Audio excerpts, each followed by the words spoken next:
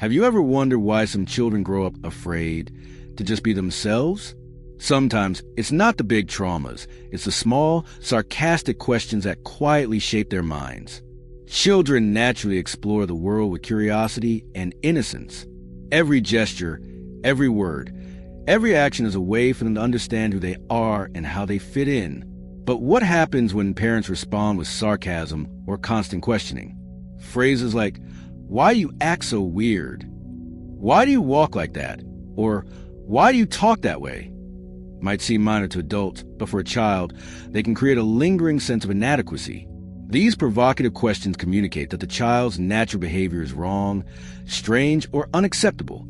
Over time, the child starts to internalize these judgments, feeling there is something inherently flawed about them.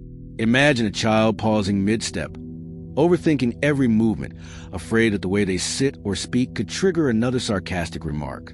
This hyper-awareness, born from repeated questioning, often becomes a lifelong habit.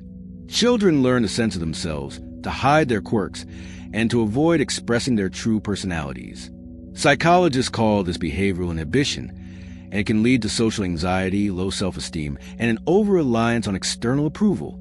"You always do everything weird," a parent might say, unknowingly sending a message that being yourself is dangerous. The child begins to believe they must conform, suppressing natural tendencies just to feel safe. Even small, innocent behaviors like fidgeting, laughing loudly, or using unusual expressions can trigger shame. Over time, this constant feedback rewires the child's perception of themselves, replacing curiosity and joy with fear and self-doubt. The long-term impact is profound. Children who grow up under this subtle pressure often struggle with decision-making, creativity, and self-expression. They may become perfectionists or people-pleasers, driven not by passion or curiosity, but by the fear of criticism. These scars are invisible but persistent, influencing relationships, careers, and mental health well into adulthood. Awareness and intentional change can break this cycle. Parents and caregivers who replace sarcastic questions with curiosity and encouragement foster resilience and confidence. Asking, "What made you choose that?" or "I'd love to see how you do that," communicates acceptance and support. Small shifts in communication can rewire the brain toward trust, self-expression, and emotional security. Even a single affirming interaction can start to counterbalance years of doubt.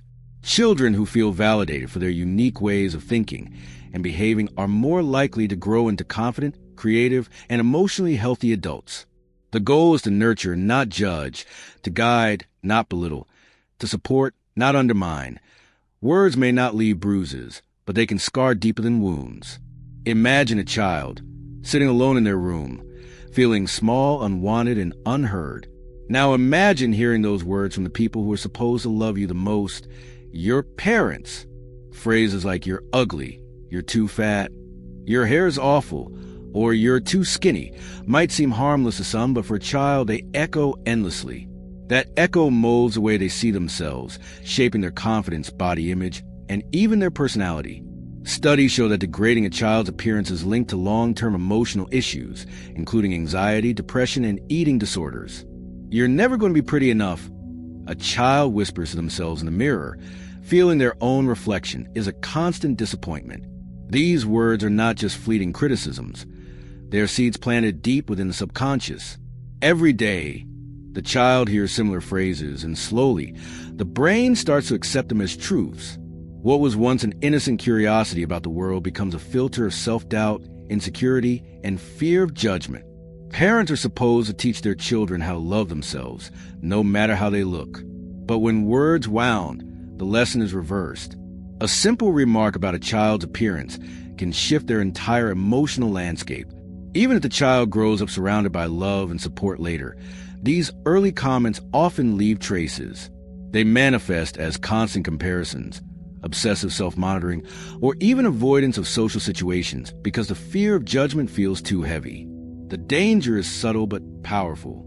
Imagine a young teenager scrolling through social media, seeing peers celebrated for looks and talent, while their internal voice whispers, "I'll never be enough." That voice often comes directly from what they learn at home. It's no surprise that many adults struggling with body image issues can trace the roots back to these early words. Yet, awareness is a first step toward change. Recognizing the impact of these offensive words allows parents, educators, and even peers to intervene. It allows children to heal, to unlearn the toxicity, and to begin rebuilding their self-esteem on a foundation of truth rather than fear. Every child deserves to hear, "You are enough, you are loved, you are worthy," because these affirmations counteract the damage done by harsh criticism. Even a single positive reinforcement can begin to rewire a child's brain, giving them a chance to reclaim their confidence and joy. The key lies in consistency, understanding, and patience. It is never too late to provide the love and affirmation that should have been there all along. Children naturally explore the world with curiosity and innocence. Every gesture, every word, every action is a way for them to understand who they are and how they fit in. But what happens when parents respond with sarcasm or constant questioning? Phrases like, "Why you act so weird?" "Why you walk like that?" Or, "Why you talk that way?" might seem minor to adults, but for a child, they can create a lingering sense of inadequacy. These provocative questions communicate that the child's natural behavior is wrong, strange, or unacceptable. Over time, the child starts to internalize these judgments, feeling there is something inherently flawed about them. Imagine a child pausing mid-step, overthinking every movement, afraid that the way they sit or speak could trigger another sarcastic remark. This hyper-awareness, born from repeated questioning, often becomes a lifelong habit. Children learn to censor themselves, to hide their quirks, and to avoid expressing their true personalities. Psychologists call this behavioral inhibition, and it can lead to social anxiety, low self-esteem, and an over-reliance on external approval. "You always do everything weird," a parent might say, unknowingly sending a message that being yourself is dangerous. The child begins to believe they must conform, suppressing natural tendencies just to feel safe. Even small, innocent behaviors like fidgeting, laughing loudly, or using unusual expressions can trigger shame. Over time, this constant feedback rewires a child's perception of themselves, replacing curiosity and joy with fear and self-doubt. The long-term impact is profound. Children who grow up under this subtle pressure often struggle with decision-making, creativity, and self-expression. They may become perfectionists or people-pleasers, driven not by passion or curiosity, but by the fear of criticism. These scars are invisible but persistent, influencing relationships, careers, and mental health well into adulthood. Awareness and intentional change can break this cycle. Parents and caregivers who replace sarcastic questions with curiosity and encouragement foster resilience and confidence. Asking, "What made you choose that?" or "I'd love to see how you do that," communicates acceptance and support. Small shifts in communication can rewire the brain toward trust, self-expression, and emotional security. Even a single affirming interaction can start to counterbalance years of doubt. Children who feel validated for their unique ways of thinking and behaving are more likely to grow into confident, creative, and emotionally healthy adults.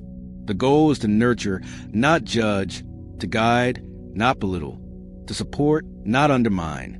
Have you ever heard a child whisper to themselves, "Maybe I shouldn't exist"? Sometimes these aren't just fleeting thoughts. They can be echoes of words spoken long ago. Words like, "I wish you were never born," or "I regret having you." Childhood isn't always sunshine and laughter. When parents or caregivers say things like this, intentionally or not, it can plant a seed of doubt that grows into an identity crisis. Children naturally seek approval from those they love most. When a parent expresses regret over their existence, it can trigger deep feelings of unworthiness.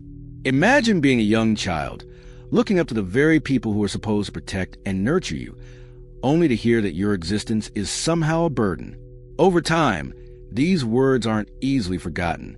They become part of the child's internal narrative, a story that whispers, "I don't deserve to be here. I wish I had never had you," a parent might say in frustration. To an adult, it may seem like a passing comment. To a child, it's a message that their life is wrong. Psychologists call this existential invalidation. The child begins questioning their value, their identity, and even their right to live. It's not just low self-esteem. It's a fundamental crisis of being. Mini hook. These early messages can manifest in suicidal thoughts later in life. Studies show that children exposed to persistent verbal rejection are more likely to develop depression, self-harm tendencies, and chronic feelings of inadequacy. A casual remark in childhood can echo for decades, subtly influencing choices, relationships, and mental health. Over time, these children often develop a protective shell. They may appear confident or outgoing, but inside, they carry fear and self-doubt. Everyday challenges, like speaking up in class, pursuing a passion, or forming relationships, can trigger the old voice of self-doubt. Even positive experiences can feel undeserved because their identity has been conditioned to believe they are not worthy. You should have been different, a parent might say. The child internalizes this and begins to censor their behavior, hiding their true self. Playful creativity becomes self-consciousness. Natural curiosity turns into anxiety about making mistakes. The internal dialogue shifts from, I am enough, to, I must not exist as I am. The psychological pattern doesn't just disappear. It often resurfaces in adulthood, influencing career choices, relationships, and self-perception. But awareness and intervention can change the trajectory. Therapy, compassionate mentorship, and supportive relationships can help rewrite these internalized narratives. Children, and even adults, need to hear, you are worthy just as you are. Affirmation doesn't erase the past, but it can provide a framework for healing and growth. When addressed early, these selfish wishes can be counteracted with consistent positive reinforcement. Small acts of acknowledgement and validation, celebrating a child's achievements, listening to their concerns, or simply affirming their presence, gradually rebuild a sense of self-worth that was damaged. The brain is remarkably adaptive. With support, children can learn that their existence is not a mistake, and they can embrace their identity with pride. It's important to note that healing is rarely linear. There may be setbacks, relapses, and moments of doubt, but every step towards self-acceptance diminishes the power of those early hurtful words. The goal isn't perfection, it's resilience. Children who survive these psychological challenges often grow into empathetic, self-aware adults who value authenticity over approval. By understanding the deep psychological impact of statements like, I wish you were never born, parents, educators, and caregivers can consciously choose their words. Language has power. It can wound, but it can also heal.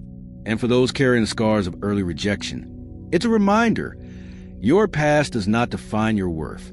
Every person deserves to hear, see, and feel that they matter. You cost me too much money. It's so hard to take care of you. Having you exhausts me. Words like these are heavy. And when they come from the people a child depends on most, they don't just sting. They shape the child perception of themselves. Children are naturally wired to seek love and approval. When they feel like a burden, this basic need is threatened and the weight can linger for a lifetime. Imagine being a young child, try and share your thoughts or ask for help, only to sense irritation or resentment from a parent. That feeling of being too much can quickly become internalized. You start hiding needs, suppressing emotions, and pretending to be lighter than you really are, just to avoid rejection. Psychologists describe this as a form of emotional neglect, where a child learns to minimize their presence in the world. Mini-hook. This sense of burden can quietly guide major life choices, from avoiding opportunities to shying away from relationships, all in an attempt to keep the peace. Children internalize the belief that their existence inconveniences others, and that belief can silently influence adult behavior. Over time, the child's self-esteem erodes. They may feel invisible or unworthy, constantly seeking external validation to feel they deserve to exist. Everyday interactions, from raising a hand in class to expressing opinions at work, are filtered through the lens of, am I too much? It becomes a lifetime pattern of self-censorship. These early experiences also impact relationships. Adults who grew up feeling like a burden may struggle with dependency or codependency. They either avoid asking for help entirely or overcompensate, try to ensure they never inconvenience anyone. Romantic, professional, and social connections can all be affected by this persistent inner narrative. Even small, seemingly innocent remarks, "You're too much sometimes," or "I can't handle this," can reinforce the child belief that their feelings and needs are unwelcome. Repetition compounds the effect, turning a casual comment into a deeply rooted pattern of thought. Over years, The child may learn to carry the weight silently, believing that happiness of themselves comes at the expense of others. But there is hope. Awareness is the first step. When children and adults recognize these patterns, they can begin to separate their sense of self-worth from external reactions. Supportive mentors, therapy, and compassionate friends can provide a mirror reflecting back the truth. You are enough. You are not a burden. Healing also involves self-compassion. Reprogramming the mind to see oneself as valuable and deserving of care can gradually replace the internalized messages of burden and inadequacy. Cognitive reframing exercises, affirmations, and consistent encouragement are practical ways to restore a sense of belonging and self-worth. Importantly, parents and caregivers can change the trajectory for future generations. By consciously affirming a child's presence, praising effort over outcome, and expressing love without conditions, the cycle of perceived burden can be broken. Children grow up understanding that they have a right to exist, to express themselves, and to be heard. In essence, feeling like a burden is not a reflection of the child's value. It's a reflection of the words and attitudes they were exposed to. By changing the language, the behavior, and emotional environment, it's possible to rewrite the narrative. Children who once felt invisible can learn to embrace their existence fully, cultivating confidence, resilience, and self-acceptance. Why aren't you like your sibling? The other kids are better than you. Children hear these words, sometimes daily, and they stick. From the earliest years, humans are wired to measure themselves against others. When that measurement comes from parents or caregivers, it carries immense weight.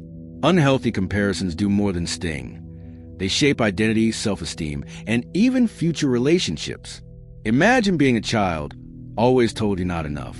You watch your siblings or peers succeed, praise for talents you don't seem to have, and slowly, doubt creeps in. You start believing your worth is conditional, tied to outperforming others. Psychologists call this social comparison, and when it's negative or relentless, it can erode confidence and foster resentment. Mini-hook. Over time, these comparisons can ignite jealousy and competition between siblings, damaging bonds that should feel unbreakable. Instead of support and shared growth, children grow up learning to see family members as rivals rather than allies. Adults who experience unhealthy comparisons often carry that lens into their own lives. They may constantly measure themselves against friends, colleagues, or even partners, feeling inferior no matter what they achieve. This mindset can result in anxiety, perfectionism, or chronic dissatisfaction. Even when they succeed, the sense of never being enough lingers. The emotional toll isn't limited to self-esteem. Comparisons also teach children to devalue their unique qualities. Interests, skills, and personal achievements are judged against someone else's standards, making individuality feel less important. Instead of celebrating their own progress, children learn to fixate on gaps and deficits. Mini-hook. Left unchecked, these patterns can spiral into depression, social withdrawal, or resentment toward family members. The pain of comparison is subtle but pervasive, shaping self-image silently over time. But there's a path toward healing. Awareness is the first step. Recognizing the lingering voice of comparison allows adults to reframe their mindset. Instead of asking, "Why am I not like them?" they can learn to celebrate their strengths and embrace personal growth. Therapy, journaling, and mindfulness exercises help children and adults alike distinguish personal value from external benchmarks. Parents and caregivers can actively prevent these scars in future generations. Praise effort instead of results. Highlight unique talents. Avoid side-by-side comparisons and emphasize that each child's journey is valid. By modeling self-acceptance and encouraging individuality, they can foster resilience, confidence, and healthy sibling relationships. Ultimately, the message is clear. Comparisons may shape childhood experiences, but they do not have to define adulthood. With conscious effort, both children and adults can learn to value themselves intrinsically, breaking the cycle of unhealthy comparison and cultivating self-worth rooted in personal identity rather than external metrics. You're stupid, useless. You'll never make it. Words like these, spoken by a parent or caregiver, can echo in a child's mind for a lifetime. Unlike physical harm, verbal abuse is invisible, yet it penetrates deeply, shaping identity, self-esteem, and the way children perceive the world. Mini-hook. Even casual or unintended hurtful words can leave lasting psychological scars, influencing behavior into adulthood. Imagine being told repeatedly that you are incapable. A child internalizes this message, believing that their natural abilities, thoughts, or feelings are worthless. Over time, self-doubt grows into a pervasive belief. I am not enough. Psychologists describe this as internalized negative self-talk, a cognitive pattern that persists well beyond childhood, often triggering anxiety, depression, or perfectionism. Repeated verbal abuse also rewires how the brain processes criticism. Children may become hypersensitive to feedback, always anticipating judgment or rejection. Even neutral comments can feel like attacks, reinforcing a cycle of insecurity. The emotional weight of words can alter social interactions, making it difficult for survivors to trust, assert themselves, or form healthy relationships later in life. Mini-hook. What seems like just words can undermine potential, making even confident children doubt their worth and hesitate to pursue their passions. The damage is not inevitable. However, awareness and intervention can reverse negative patterns. Adults can learn to recognize the lingering impact of verbal abuse and challenge those internalized beliefs. Therapy, journaling, and supportive social connections provide tools to reframe harmful messages. Mindfulness practices help survivors differentiate past voices from their present reality. Parents and caregivers play a critical role in prevention. Encouraging words, constructive feedback, and emotional validation foster resilience. Emphasizing effort and progress rather than flaws helps children develop a growth mindset. Replacing criticism with guidance and empathy strengthens self-esteem and empowers children to navigate challenges with confidence. Mini-hook. Small changes in language can create profound psychological safety, teaching children that their worth is intrinsic, not contingent on meeting someone else's expectations.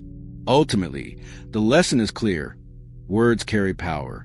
Verbally abusive remarks may shape childhood, but they don't have to define adulthood. With conscious effort, both survivors and parents can break cycles of negativity, fostering environments where children grow confident, self-aware, and empowered to pursue their full potential. I'll leave you. I'll just disappear. You'll wake up and never find me. For a child, these words aren't empty threats. They are seismic jolts to their sense of security. Experiencing the fear that a parent might abandon them teaches the brain a harsh lesson. Love is conditional, and safety is fragile. Mini-hook. Even subtle threats of leaving can imprint deeply, shaping how children trust and connect with others for a lifetime. Imagine growing up constantly on edge, never knowing if a parent's presence is guaranteed. This chronic uncertainty triggers anxiety and hypervigilance, as children scan for cues that their caregiver might vanish. Psychologists note that repeated exposure to abandonment threats fosters an unconscious belief. I cannot rely on anyone, even those I love. Over time, this belief becomes a lens through which the child interprets all relationships, friendships, romantic partnerships, and professional bonds. The psychological consequences of these threats are profound. Children may develop attachment anxieties, becoming overly clingy, or, conversely, withdrawing to protect themselves from potential loss. Fear of abandonment often manifests in adulthood as difficulty trusting partners, needing constant reassurance, or avoiding intimacy altogether. Even when the parent never actually leaves, the brain has encoded the pattern of fear, turning imagined possibilities into lived experience. Mini-hook. The anticipation of loss can be as damaging, sometimes more, than actual loss, shaping choices and self-perception for years. Interventions to counteract the impact of abandonment threats begin with validation and safety. Therapy can help survivors recognize that the fear they internalized was real, but the danger was projected, not inevitable. Mindfulness and grounding exercises teach emotional regulation and help the nervous system release chronic stress. Building secure relationships with empathetic adults provides corrective experiences that replace fear with trust. Parents can prevent this harm by fostering stability, consistency, and reassurance, avoiding ultimatums or threats of absence, and instead communicating boundaries calmly, ensures children feel safe even during conflict. Showing children that love and attention are constant, not contingent on perfection, nurtures resilience and emotional security. Mini-hook. Security and presence, not perfection, teach children that they are inherently worthy of care, no matter what challenges arise. Ultimately, threatening abandonment teaches a harsh, unfair lesson that love can vanish at any moment. Yet with awareness, survivors can rewrite these early experiences, learning to trust, connect, and build healthy relationships. The cycle of fear can end, leaving space for confidence, empathy, and authentic intimacy. If you do this, I'll buy you that. Next time, we'll go there. I promise I'll help you. Words like these, when unfulfilled, can feel harmless at first. But for a child, broken promises are silent lessons in mistrust and disappointment. Mini hook. Each empty promise subtly teaches children that their needs and feelings are not guaranteed, and that the people they rely on might let them down. Imagine counting on a parent's word, only to find it unkept time and time again. The brain begins to link anticipation with disappointment, creating a pattern where hope itself feels risky. Psychologists call this phenomenon learned mistrust. Children internalize the belief that promises are unreliable, and their sense of security becomes fragile. Over time, this can lead to difficulties forming trusting relationships, emotional withdrawal, or constant skepticism about others' intentions. Even small, repeated broken promises can leave lasting impressions. For example, a parent promises to attend a school event but fails to show up. The child feels unseen, unimportant, and undervalued. These experiences accumulate, shaping the child's internal narrative. I cannot count on anyone. In adulthood, this often translates into hesitancy to trust colleagues, partners, or even friends, perpetuating cycles of isolation and self-protection. Mini hook. Broken promises don't just disappoint. They reshape the brain's approach to trust, attachment, and expectation. Corrective interventions focus on recognition, repair, and reinforcement. Therapy can help individuals reframe past disappointments, understand the patterns they internalized, and build new strategies for trust. Parents can counteract harm by maintaining consistency, honoring commitments, and acknowledging mistakes transparently. Even simple gestures, like explaining why a promise couldn't be kept, foster emotional security and model responsibility. Mini hook. Transparency and follow-through teach children that while mistakes happen, reliability and care are constant. Ultimately, empty promises are more than mere words. They are early lessons in emotional resilience or the lack thereof. By understanding the hidden impact of these broken commitments, both parents and adults can consciously rebuild trust, fostering healthier emotional development and enabling children to grow into confident, secure adults. Your past doesn't define you, but it shapes how you heal. Mini hook. After enduring words that hurt, actions that disappointed, and promises that broke, children grow up carrying invisible scars, but healing is possible. By now, the patterns are clear. From offensive words to empty promises, toxic parenting teaches mistrust, low self-esteem, and self-doubt. Yet the human brain is remarkably adaptive. Neuroplasticity allows us to rewire responses, unlearn harmful scripts, and build resilience. Healing is not instant. It's a process of recognition, acceptance, and transformation. Therapists emphasize understanding, not blaming. Recognizing the toxic patterns is the first step.